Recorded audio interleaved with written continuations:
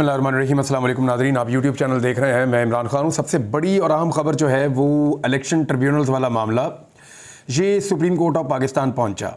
लेकिन आप गौर कीजिए कि जैसे ही PMLN या वफाकी हुकूमत जो इस वक्त मौजूद है पाकिस्तान में फॉर्म 47 वाली, वो किसी भी मामले को किसी भी अदालत में लेकर जाना चाहती है तो फौरी तौर पर मामला सुना जाता है। ख़ास तौर पर दो अदालतों में उनको बहुत फ़ायदा होता है, जहाँ पर चीफ जस्टिस काजी फ़ायद ईसा साहब हैं वहाँ पर, और जहाँ पे इस्लामाबाद हाई कोर्ट में चीफ जस्टिस आमिर फारूक साहब हैं वहाँ पे। दो जगह पे उन्हें बहुत फ़ायदा होता है। अब अगर आप देखें तो ये केस लाहौर हाई कोर्ट ने सेटल किया था। मामला ये है कि पहले इसको ज़रा समझ लें आप। मामला ये है कि पंजाब के अंदर सबसे ज़्यादा धांधली हुई है। यानी अगर आप शुरू हो जाएं रावलपिंडी से लेकर और आप आ जाएं पंजाब के जनूबी पंजाब के हिस्सों तक, तो यहाँ पे मौजूद सीटों में से लगभग 70% पाकिस्तान तहरीक इंसाफ ने, 70-80% इन्होंने यहाँ जीती हैं। यानी पंजाब का तो सफाया किया तहरीक इंसाफ ने। रावलपिंडी की 13 सीटें जीते हैं, इस्लामाबाद की 3 सीटें जीते हैं, लाहौर की सीटों में से सिर्फ 1 सीट हारे हैं, बाकी सारी जीते हैं। इसी तरह सियालकोट, गुजरांवाला, फैसलाबाद, मुल्तान, बहावलपुर, तमाम पंजाब के अंदर, पूरे पंजाब के अंदर जो है वो पाकिस्तान तहरीक इंसाफ ने जो है वो बिल्कुल ही वॉश आउट कर दिया नून लीग को, और बहुत बुरी शिकस्त दी नून लीग को। अब हुआ ये कि फॉर्म 47 के ऊपर किसी और की जीत का नोटिफिकेशन आ गया। यानी तहरीक इंसाफ के जीते हुए उम्मीदवार जिनकी 50-50, 60-60, 70-70 हज़ार की लीड थी फॉर्म 45 के मुताबिक, और वो मुतमईन थे, तो जब फॉर्म 47 आया तो वो फॉर्म 45 के मुताबिक बनाया ही नहीं गया, जाली फॉर्म 47 जारी कर दिए गए। तो जहाँ पे जाली फॉर्म 47 जारी किए गए वहाँ नून लीग का उम्मीदवार जीत गया या पाकिस्तान तहरीक इंसाफ के मुखालिफ उम्मीदवार को जितवा दिया गया। तो अब रास्ता क्या था? पहला रास्ता ये था कि इलेक्शन कमीशन ऑफ पाकिस्तान में जाएं। जब वहाँ पे ना सुनी जाए तो फिर आप इलेक्शन ट्रिब्यूनल में चले जाएं। अब धांधली हुई इतनी ज़्यादा सीटों पर है कि लगभग 150 से ज़्यादा सीटें तो यहाँ पे चैलेंज हुई हैं। सूबाई और कौमी असम्बली की मिला के शायद इससे भी ज़्यादा हैं। तो ये इतने बड़े पैमाने पर जो चैलेंज हुई हैं सीटें, उनको 2 लोग सुन ही नहीं सकते थे। ट्रिब्यूनल जो बनता है वो हाई कोर्ट के मुअज़्ज़िज़ जज का बनता है। तो 2 जजेस का पहले नाम दिया गया, लेकिन जब इतनी ज़्यादा सीटें और इतना ज़्यादा प्रेशर आ गया तो फिर लाहौर हाई कोर्ट के चीफ जस्टिस ने 6 मजीद जजेस का नाम दिया कि कम से कम 8 जजेस के ट्रिब्यूनल्स मौजूद होंगे, तभी जाके वो धांधली के इन मामलात को सुन पाएंगे। 2 जजेस तो अगले 5 साल में नहीं सुन पाएंगे, इतना ज़्यादा बर्डन है, इतना ज़्यादा लोड है। लिहाजा 6 जजेस के मजीद नाम दिए गए। लेकिन अब मामला ये था कि जो फॉर्म 47 पे बनने वाली हुकूमत है या इलेक्शन कमीशन है, वो ये चाहते नहीं थे कि ये मामला जल्दी हल हो। जो बज़ाहिर दिखाई दे रहा है, जो उनकी इंटेंट नज़र आ रही है मेरी दानिस्त में, वो ये कहती है कि वो लोग ये नहीं चाहते कि जल्दी फैसला हो। लिहाजा उन्होंने ये 6 जजेस को जो है, जो chief justice Lahore high court ने उनके नाम दिए थे, जो होता भी ऐसी है कि चीफ जस्टिस नाम देते हैं और इलेक्शन कमीशन नोटिफाई कर देता है, तो इलेक्शन कमीशन ने इन 6 जजेस को नोटिफाई नहीं किया। फिर चीफ जस्टिस ने बार बार उनको वार्निंग दी और बिलाखिर उन्होंने फैसला दे दिया कि ठीक है जी, ये नोटिफिकेशन इनका हो गया, अब ये ट्रिब्यूनल्स अपना काम करेंगे। जैसे ही नोटिफिकेशन हुआ तो नून लीग की सिटी गुम हो गई, इलेक्शन कमीशन के हाथ पांव फूल गए। उन्हें समझ आ गई कि ये तो मुसीबत बन जाएगी। अब ये जजेस जब इंसाफ करेंगे तो जो हमने 47 के फार्म जारी किए हैं, ये पोल खुल जाएगा। इलेक्शन कमीशन के लोग जो हैं वो जेलों में जाएंगे, जितने लोगों ने धांधली की वो सारे के सारे जेलों में जाएंगे, जिन्होंने जाली फॉर्म 47 जारी किए वो सारे भी जेलों में जाएंगे, और जो लोग जाली तरीके से फॉर्म 47 पर जीत कर आए वो असम्बलियों से बाहर चले जाएंगे, और जिनको जानबूझकर हराया गया, जो फॉर्म 45 के मुताबिक जीते थे, वो असम्बलियों में वापस हो जाएंगे। अब लाहौर हाई कोर्ट का ये जो फैसला है ये बड़ा खौफनाक था, तो इन्होंने फौरी तौर पर सुप्रीम कोर्ट से रुजू किया। अब देखें, फौरी तौर पर सुप्रीम कोर्ट ने केस लगा भी दिया, फौरी तौर पे केस लगाया, फौरी तौर पे सुना, और काजी फ़ायद ईसा साहब ने जो आज बातचीत की उससे नज़र आता है कि उनकी एक्चुअली उनका झुकाव किस तरफ है। एक तो उनका इलेक्शन ट्रिब्यूनल बनाना इलेक्शन कमीशन का इख्तियार है।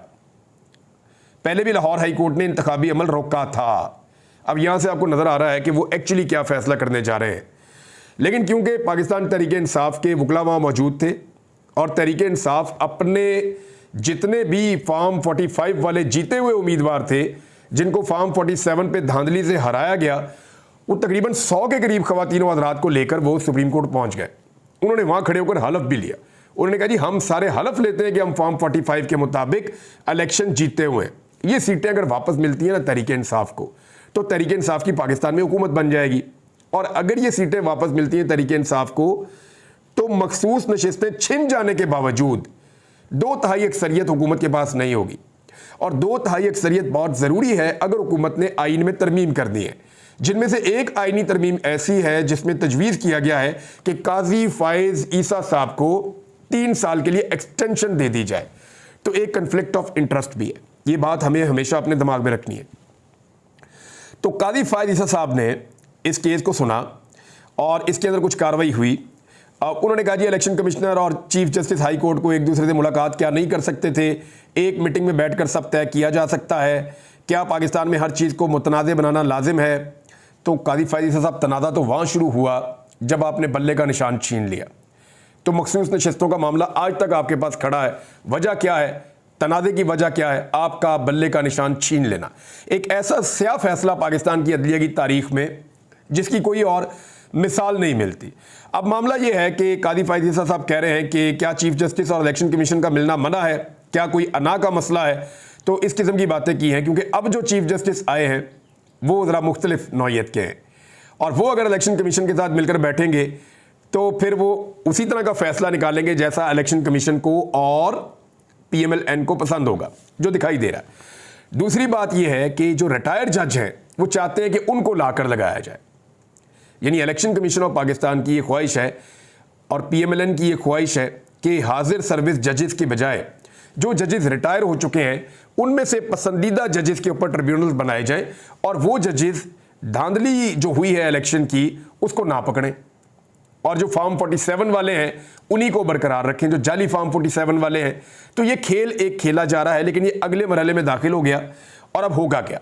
देखिए, होगा ये कि ये एक तो सदारती ऑर्डिनेंस भी आया हुआ है रिटायर्ड जजों वाला कि उनको लगाया जाए, उसके ऊपर तनकीद तो की है चीफ जस्टिस ने, लेकिन साथ ही उन्होंने रास्ता भी दिखाया कि इसको पार्लियामेंट के जरिए कर ले।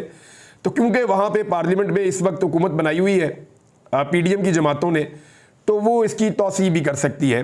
लेकिन देखते हैं कि ये होता है या नहीं होता। लेकिन इस वक्त जो फैसला मौजूद है जो काजी फायज़ ईसा ने लिखवाया वो ये है कि सुप्रीम कोर्ट के सामने मरकजी इस्तदा है कि इलेक्शन ट्रिब्यूनल की तैनाती कौन कर सकता है। इलेक्शन कमीशन के मुताबिक लाहौर हाई कोर्ट ने फैसला अल जहाद केस रियाजुल हक केस की रोशनी में दिया। इलेक्शन कमीशन के मुताबिक लाहौर हाई कोर्ट का फैसला आइन और कानून के मुताबिक नहीं। सलमान अकरम राजा के मुताबिक 10 मई 2023 तक सिर्फ 2 ट्रिब्यूनल की तकर्री की गई। सलमान अकरम राजा के मुताबिक इलेक्शन कमीशन ने अपनी आईनी और कानूनी ड्यूटी पूरी नहीं की। सलमान अकरम राजा के मुताबिक इलेक्शन कमीशन आईनी बॉडी है। सलमान अकरम राजा के मुताबिक इलेक्शन कमीशन जुडिशल बॉडी नहीं और वो जुडिशल पावर खुद इस्तेमाल नहीं कर सकते। सलमान अकरम राजा ने इस्तदा की कि आईनी मामले की तशरीह के लिए 5 रुकनी लार्जर बेंच तश्कील दिया जाए। तो सलमान अकरम राजा के मुताबिक इलेक्शन कमीशन को इंट्रा कोर्ट अपील दायर करनी चाहिए थी। सलमान अकरम राजा के मुताबिक इलेक्शन कमीशन को बराह रास्त सुप्रीम कोर्ट से रुजू नहीं करना चाहिए था। सुप्रीम कोर्ट के सामने मामला आईनी तशरीह का है। फ्रीकैन को नोटिस जारी करते हैं और इसके बाद जो है वो होगा ये कि एक प्रैक्टिस एंड प्रोसीजर एक्ट के तहत एक कमेटी बनी हुई है और वो अब ये फैसला करेगी कि इसके लिए जो लार्जर बेंच बनाया जाएगा उसमें कौन से जजेस कैसे शामिल किए जाएंगे। तो जनाब ये मामला आ गया यहाँ पे। अब देखते हैं कि आने वाली समाअत में ये मामला किस तरफ बढ़ेगा, कैसा लार्जर बेंच बनेगा, कमेटी क्या फैसला करेगी और उसके नतीजे में चीज़ें कैसे आगे बढ़ेंगी। फिर एक चीज़ और है, रिटायर्ड जजेस की बतौर इलेक्शन ट्रिब्यूनल तैनाती के खिलाफ जो दरख्वास्त है वो भी लाहौर हाई कोर्ट में पेंडिंग है और उसके ऊपर भी जवाब तलब किया गया है फ्रीकैन से।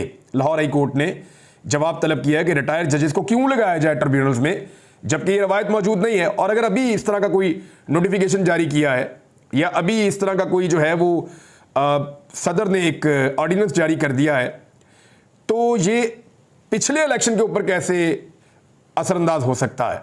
ये तो फिर आइंदा जो इलेक्शन होगा उसके ऊपर असरअंदाज होना चाहिए। तो इसमें एक बड़ी लंबी डिबेट है, आने वाले दिनों में पता चलेगा। लेकिन अदलिया अपनी स्पेस रीगेन कर रही है।